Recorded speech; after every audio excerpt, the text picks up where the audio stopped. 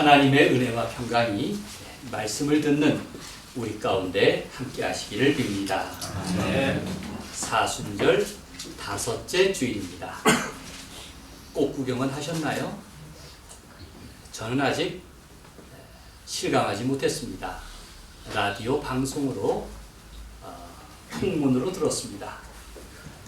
지난주에 세계 먼 곳으로 떠난 두 분이 간밤에 반가운 소식을 전해주었습니다. 페루 리마와 그리고 말레이시아 페낭에서였습니다. 주님의 평화 소식은 언제나 봄 소식과 같았습니다. 우리말로 봄이란 단어의 뜻은 무엇일까요? 말 그대로 봄은 바라봄, 그 봄을 뜻합니다. 사순절 렌트도 봄이라는 어원을 갖고 있습니다. 이렇듯 봄은 바라봄의 절기입니다. 그래서 봄이란 말에는 바랄희, 바랄망, 희망이 담겨 있습니다. 봄에는 누구나 희망의 기지개를 켭니다. 만약 사람에게 희망이 없다면 그는 봄이 와도 여전히 겨울처럼 을씨년스럽게 살 것입니다. 그러니 봄을 즐길 줄 알아야 합니다. 봄을 배달하는 꽃에게서도 배울 수 있어야 합니다. 봄을 묵묵히 기다리는 사람은 농부일 것입니다.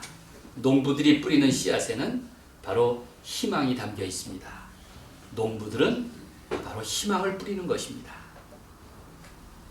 옛 농부들은 봄을 맞아서 밭 일항에 씨앗을 뿌릴 때에 3알씩 뿌렸다고 합니다. 한 알은 공중의 새를 위해서, 한 알은 땅속의 벌레를 위해서, 그리고 한 알은 농부 자신을 위해서 심었습니다. 한 알의 밀처럼 우리도 누구나 씨앗을 품고 삽니다. 어쩌면 우리 자신이 씨앗입니다. 누군가가 저를 송병구 씨 그렇게 부르더군요. 그래서 제가 깨달았습니다. 아, 내가 씨앗이구나. 문득 공감하는 까닭은 우리 자신이 씨앗처럼 소중한 존재, 희망이 있는 존재라고 여기기 때문입니다. 오늘 본문은 예수님의 말씀 중에서 유명한 부활 신앙에 대한 말씀입니다. 세계에서 가장 유명한 씨앗인 한 알의 밀알, 한 알의 밀이 오늘 본문에 담겨 있습니다. 24절의 말씀이 그렇습니다. 한 알의 밀이 땅에 떨어져 죽지 않으면 한 알 그대로 있고 죽으면 많은 열매를 맺는다는 말씀입니다. 토스토예프스키는 까라마조프가의 형제들에서 이 말씀을 아주 중요하게 인용하고 있습니다. 그는 젊은 수도승의 입을 통해서 고통과 죽음은 오히려 인간을 위대하게 만드는 구원과 영광의 신비라고 그렇게 말하고 있습니다. 오늘 본문은 유월절을 배경으로 하고 있습니다. 유월절은 죽음을 생각하는 절기입니다. 많은 양들 가운데 희생양들이 구별되어서 죽음을 기다립니다. 그렇게 희생양들을 잡고 그리고 유월절을 준비하는 그런 준비 과정을 치릅니다. 오늘 본문의 시기적 배경을 알면 훨씬 더 실감할 수 있습니다. 요한복음에 따르면 예수님은 유월절기를 지키기 위해서 지금 예루살렘에 와 계십니다. 실은 이제 얼마 후면은 십자가에 달리실 것입니다. 죽음과 생명이 가까이에 있으니 예수님의 말씀이 지극히 현실감이 드는 것입니다. 그때 헬라 사람 몇이 예수님 일행을 찾아왔습니다. 그들도 유월절을 맞아서 예루살렘을 방문합니다. 성경에 따르면 비록 유대인은 아니더라도 외국인 중에서도 성전 예배를 드리고 또 순례하는 이런 사람들을 가리켜서 하나님을 경외하는 사람이라고 불렀습니다. 사도행전의 백부장 같은 사람이 바로 하나님을 경외하는 사람이었습니다. 명절 한복판에 낯선 이방인들의 방문은 무언가 진리에 대한 목마름을 느끼게 합니다. 찾아온 헬라인을 예수님께로 안내하고 다리를 놓은 사람이 바로 빌립이었습니다. 헬라인들은 빌립에게 선생이여 우리가 예수를 뵙고자 하나이다 이렇게 요청을 했습니다. 빌립은 자기 친구 안드레를 끌어들입니다. 빌립과 안드레는 고향 벳세다 친구입니다. 이렇게 신앙생활을 할 때에도 좋은 믿음의 친구가 필요합니다. 농사도 어울려 지어야 흥이 나고 얼마 전에 윷놀이도 여럿이 놀아야 재미가 있지 않았습니까? 우리 교회가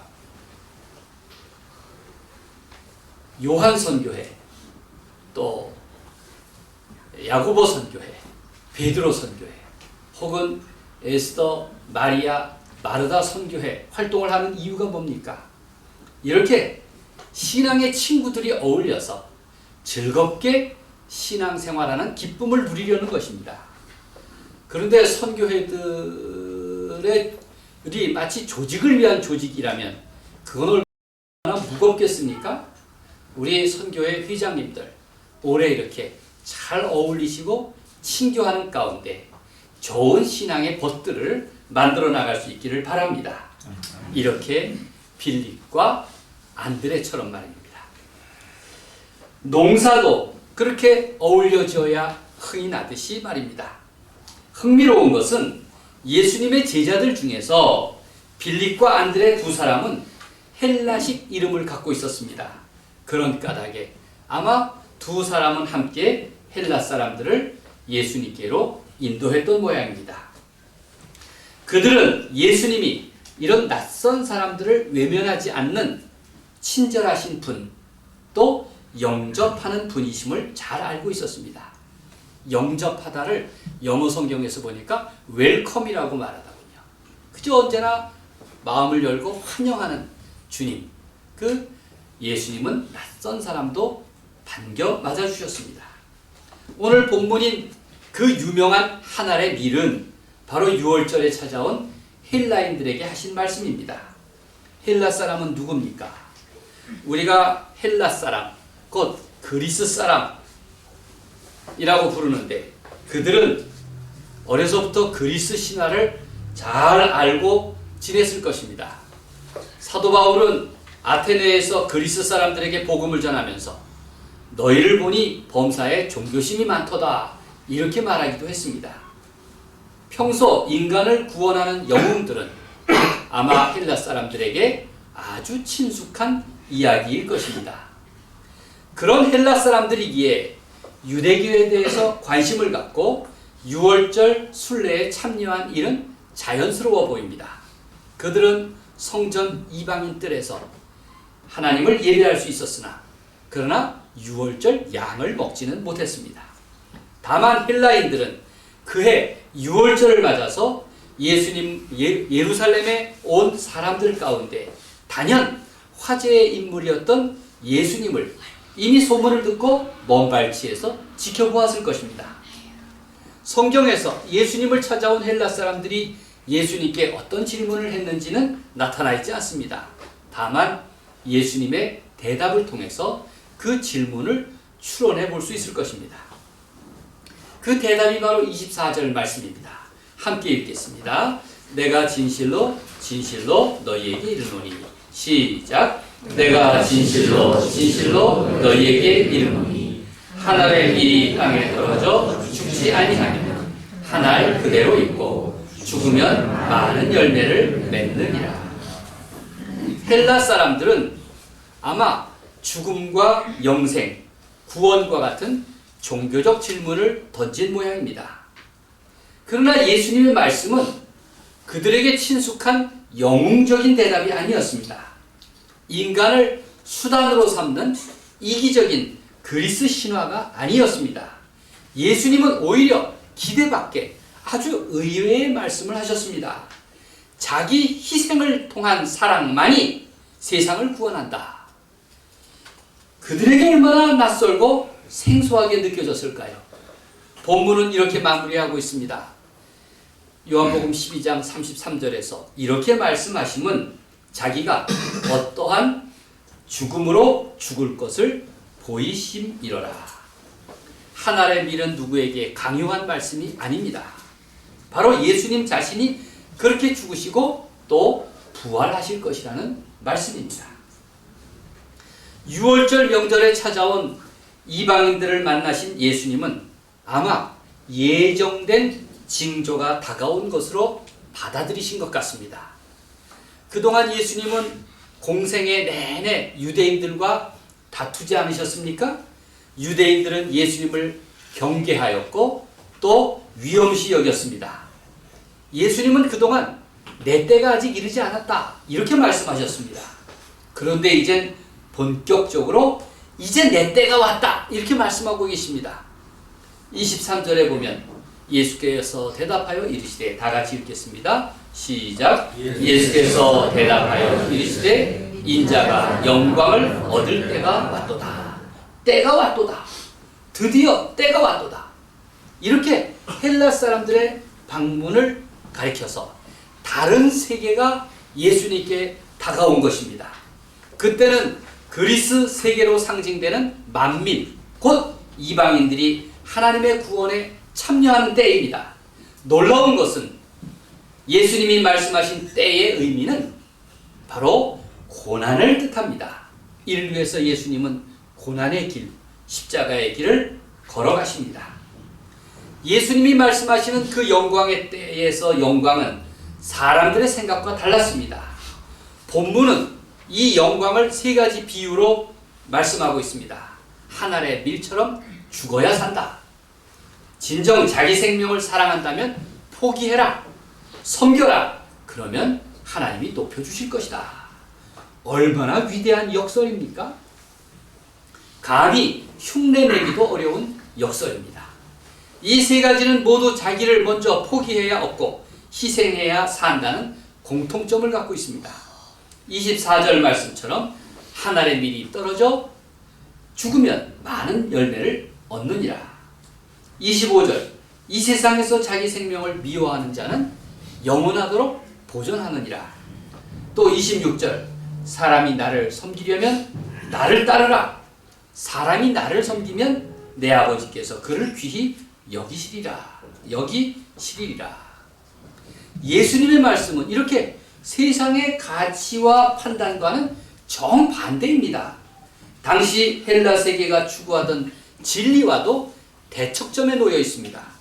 영웅과 신화가 자랑하던 구원의 세계와는 영 딴판입니다. 그런데 예수님의 하늘의 밀에 대한 말씀은 무엇입니까? 주님의 계획을 설명하신 것입니다.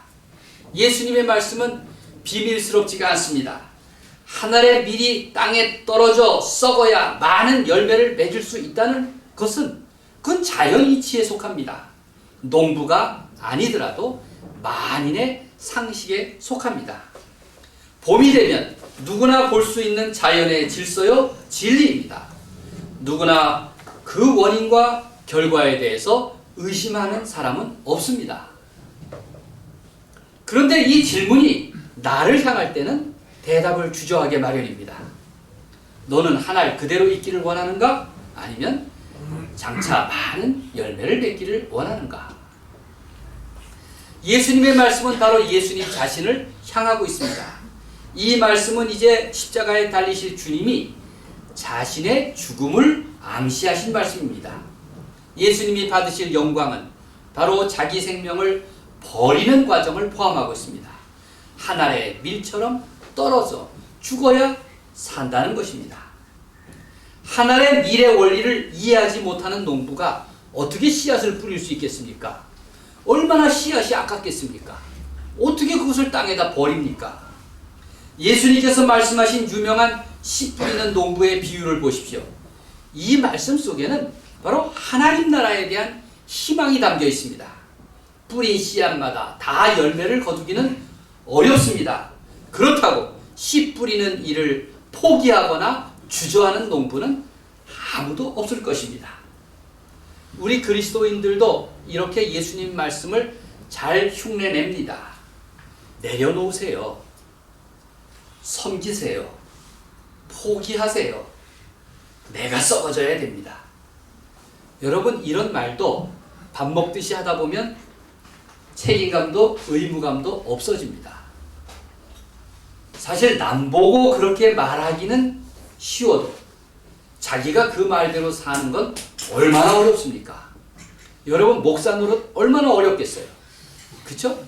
저도 그렇게 못 살면서 남들 보고 그렇게 살라고 권하는 게 그게 얼마나 힘든 일입니까?